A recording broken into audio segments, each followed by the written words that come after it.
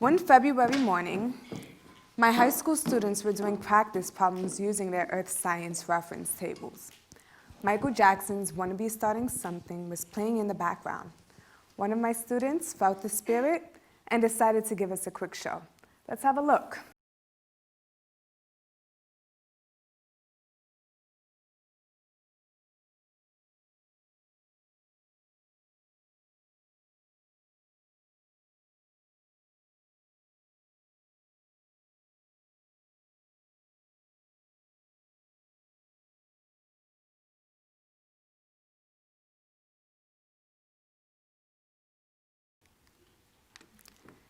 I shared this video with a colleague of mine, an international student from Indonesia.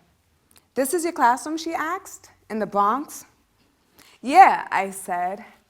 Sensing my confusion, she says, "I guess I must have watched too many freedom writers." Schools in urban communities are often presented as schools that struggle to educate their students. John Settlage in Lee Meadows describes the urban setting as a school setting in which many factors come together to make most of the students truly at risk for education. These factors include students who are at risk, who are economically disadvantaged, densely populated classrooms, underqualified teachers, schools with above average crime rates, and schools that receive a lack of resources and funding. Furthermore, schools in urban communities disproportionately serve large populations of Black American, Hispanic, and other non-white students. The current narrative of the disadvantaged urban school does not present itself as the typical environment that breeds a common scientist. In a study done by Leon Walls, a group of third-grade African-American students described their views of a common scientist as someone who is intelligent, hardworking, white American, and formally dressed in a lab coat. Students attending schools in urban communities do not see themselves as potential scientists, and this is further represented within the academy, throughout the curriculum, and throughout the media. I once knew a young lady who had big dreams of becoming a marine biologist. In elementary school, she demonstrated proficiency on her standardized science exams. She then went to a middle school for the gifted and talented, where she excelled in all high school level courses. When entering the 9th grade, she attended the college prep house. Here, all of her courses were challenging, advanced, and stimulating. The following academic year, things began to change and her grades began to decline. When it was time to register for courses, she visited her guidance counselor with her report card in hand. Her guidance counselor quickly skimmed over the report card and said, "I'm not your guidance counselor anymore. You're in the Wow House now." The Wow House was an acronym that stood for the world of work. That young lady did not receive any academic support to remedy her grades. Instead, her potential to succeed was no longer nurtured by the academy. Her classes were no longer challenging, advanced, and stimulating, and they failed to prepare her as a competitive college candidate. In the Wow House, she was solely prepared for the workforce. This is the common story of many students who find themselves limited by academic tracking, an academic system that prevents students from having access to quality and advanced STEM education. So what happened to that young lady? She attended a local community college and then enrolled in a bachelor's program for marine sciences at a state university. In her program, however, she was just one of 2 people of color. After graduating, that young lady did not pursue a career in marine biology, but instead she became a high school teacher. That young lady was me.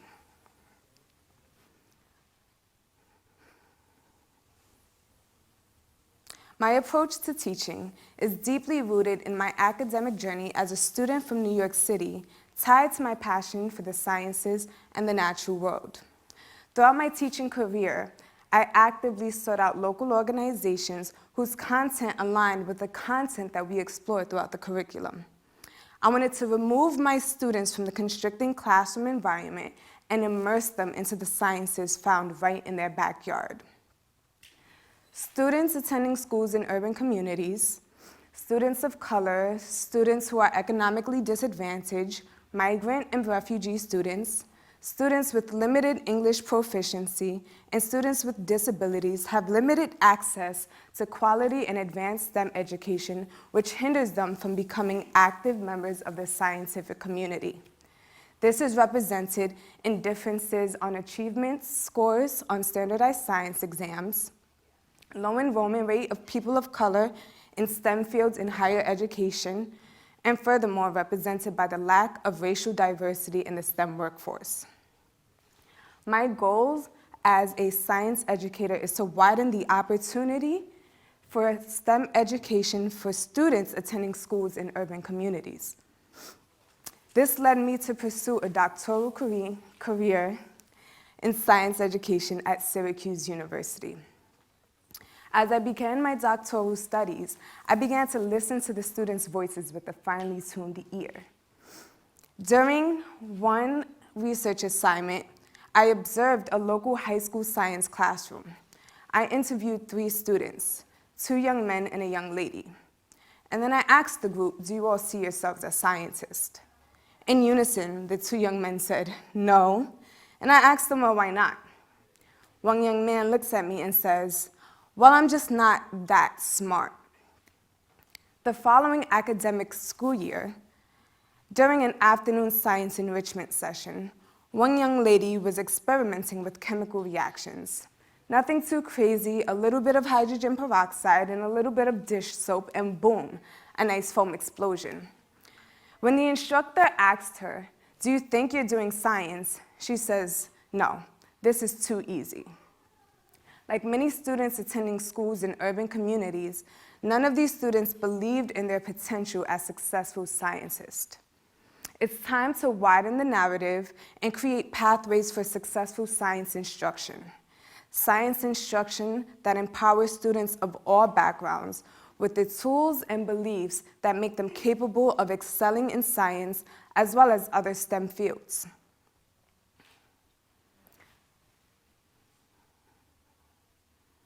In this extremely complex, multifactorial issue, there's not one simple solution. However, we are doing a detriment to our society if the voices and ideas of students attending schools in urban communities continue to be filtered and excluded from the scientific community. So how can the narrative be altered? Academies can remove detrimental tracking policies that limit students' access to quality and advanced STEM education.